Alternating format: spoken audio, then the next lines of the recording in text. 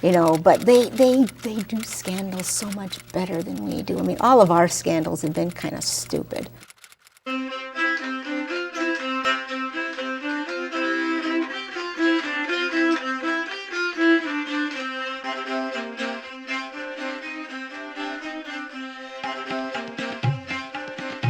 Now on Democratic Visions, here's producer Jeff Strait and MinnPost writer Mary Stanek. You may not have heard of Mary Stanek, but if you've read her articles in MinnPost and Open Salon, you will realize that she is one of Minnesota's brightest lights. Thanks very much. Yeah. I'm glad to be here. Thanks for having me on. Now, Mary Stanek's first novel, Life Erupted, and her internet takes on politics, media, women's issues, and more brim with precision and humor. Now, tell me about MinnPost. I love your columns. Oh, thanks. I like writing for them a lot. Yeah.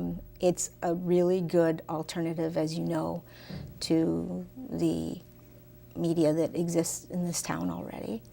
And it offers an opportunity for writers like myself who wouldn't have a chance, perhaps, to write for the St. Paul Pioneer Press or the Minneapolis Star Tribune that much. Well, your stuff has extra spark to it, more personality. And you're allowed to do that there. Yeah, okay. You're allowed to do that. I mean, I just why love my... aren't more MinnPost writers taking up that Well, I don't know. opportunity? You'd have to ask them. Are they too shy? Or? Maybe, or... I think a lot of the people who read MinnPost are pretty serious people, and they're Sure. pretty interested in heavy-duty policy issues. And that's not to say that they're not interested in other things. I think I write about some pretty heavy-duty issues. I've written about sex scandals and... Well, tell us about the sex scandals. Well, they're fascinating, aren't Yeah, they? okay, we all As love them. Mrs. Thatcher once said, tell me what you think about foreign affairs. I love them. I recently wrote about the president of France, François Hollande. Sure. And I said, it's kind of funny that the French have always turned an eye, a blind eye to that sort of thing, but now they're not. Perhaps it was because, as I wrote, he looked somewhat like Mike Dukakis when he was in the tank, mixed with Rocky the Flying Squirrel when he was on that scooter Sure. going over to his girlfriend's house. But they do scandals so much better than we do. I mean, all of our scandals have been kind of stupid. Well, they all take over the news. They take over the news, but they're also, kind of stupid. I mean, here's a guy, he's president of the country, and he's putting on his helmet and getting on his scooter in the middle of the night, going off to his movie actress girlfriend's house. Yeah. I mean, this isn't some intern or someone he met in a chat room, Carlos Danger. A chat room. Yeah. Okay, this is getting interesting here. Anthony Weiner, I wrote about him too. Oh, Anthony Weiner. Yeah, I mean, they do things differently than we do. Okay, now what could you recommend as a communication specialist to political candidates and how to present themselves? I, frankly, am kind of tired of people wanting to be nice and cover all bases and search for common ground with the Republicans, common ground which, given the current state of the Republican Party, is probably not possible. Now, you're more of an expert than I on how to present yourself to the public. What would you say? I see what you're saying about not wanting to find common ground where it may not exist, Yeah. but I think that the search needs to go on, perhaps with more fervor when it isn't found, meaning the president.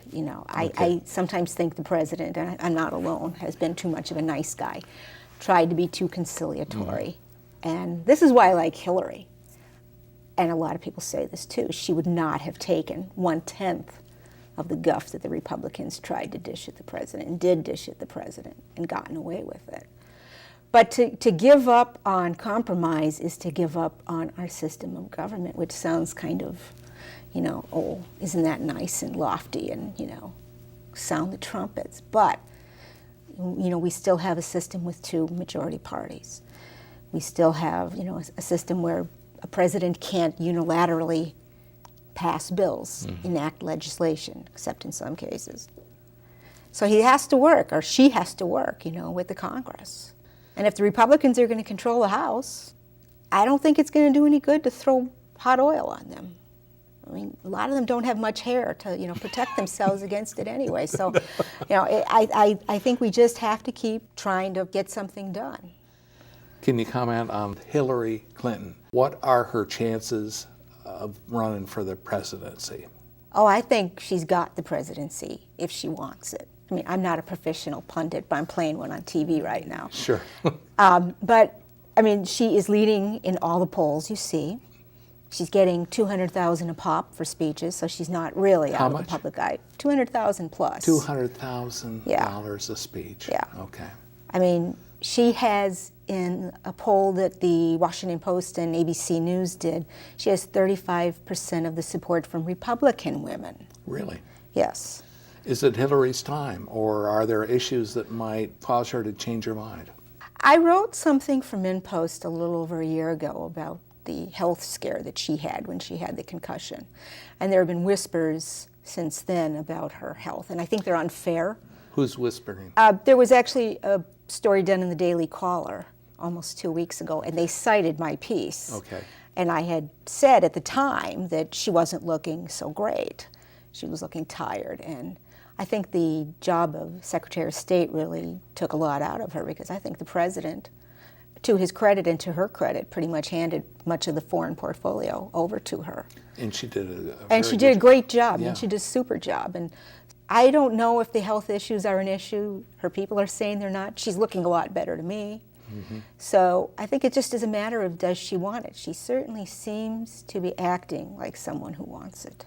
What about Joe Biden? Do you think he'll run? I think Joe Biden wants it too, and I think Joe Biden might run. Okay. But I think if Hillary runs, Joe can perhaps get a job in Vegas, doing stand-up comedy. I don't know. Okay, He's good. pretty good at that too. Or join the prize fighters and be a greeter at a casino. Yeah, but I mean, Joe's pretty funny. He is. He's top rate. He's top drawer. All these Democrats are top drawer. All of them are. All Yeah. of them are. But Hillary has the gravitas that a lot of them don't have. I mean, she has all the tickets punched. But she's been very tired. She was. And how old will she be when she runs? She'll be 69 when she runs, and That may be the oldest presidential candidate since, I don't know. Ronald Reagan was 69 and 9 months when he was elected president. I mean, 69 today isn't what 69 was 50 years ago either. Well, it's the new 40, let's face it. I don't know if it's the new 40. Well, for me it is. Maybe, okay. Yeah, Well, I'll okay. let you have that. Good. Thanks. Good. What other women politicians at a national level perk your curiosity? Well, we've heard a lot about our own Minnesota Senator Amy Klobuchar, Sure. who's been said to be one of 17 women in the country who might have a shot at being president. Okay. She has made very few mistakes, and she has advocated issues that aren't always traditional Democratic issues. Yeah. She's been able to work across the aisle, which everyone talks about doing, and few actually do it, and she has, and she's done it well. And, she's smart. She has, a clean history. And she has been able to appeal to all sorts of people in Minnesota. Minnesota's sort of, a good state to look at because, you have farmers, you have city people, you have small town residents, and she's been able to appeal to all of them. I think she's got potential. I think her day isn't yet. Mm-hmm. I like her for the future, but I don't think she has quite the national stature that she'll need. And I don't know if she can raise the kind of money. I mean, the 2012 presidential campaign cost $2 billion. $2 billion. $2 billion. Yeah. Now, the only one I can see of all the Democrats, at least, who can raise that kind of money is Hillary. The Clintons, they were Yeah, the very good at Clintons. that. Yeah, nobody raises money like Bill Clinton. Now, Mary, your recent book, your novel, Life Erupted. I love it. I'm into the 5th chapter. I really appreciate your take on television crews in hospitals. I've been there, done that on the crew side. You write knowingly about my profession and yours, about doctors, scientists, and La Vida Sola. You're single, Oh, yes? and you write about it. Yes. Tell me about the book.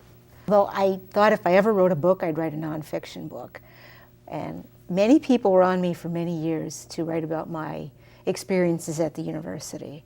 I was there when there was a lot of trouble now some years ago. And I thought, well, I'm not going to just write it as nonfiction, and I'm not going to just write about doctors screwing around and nurses taking drugs and all that sort of thing, because that sort of book has already been written. Yeah. I wanted to write a book from the perspective of a PR person, a spokesperson, the type that I was, and I wanted to incorporate a lot of the Minnesota life that I found very foreign when I first moved here, that being the Scandinavian culture. You're from Milwaukee. I'm from Milwaukee, where there are some Scandinavians, but dang few. In Milwaukee, we're exotics, right? Exotic Yeah. to the hilt, yes. Okay, so Mostly because you don't drink beer. now, how do people find Life Erupted? I mean, the book. The book, Yeah, their yeah. own life eruptions are up to them. But you can buy the book on Amazon in paperback or on Kindle, or you can go to my website, marystanek.com, read the first chapter there as well. It's at the University of Minnesota Bookstore in the Minnesota Regional section. Mary, thanks for being with us. Thank you. I Come enjoyed back. it. I will. Thanks.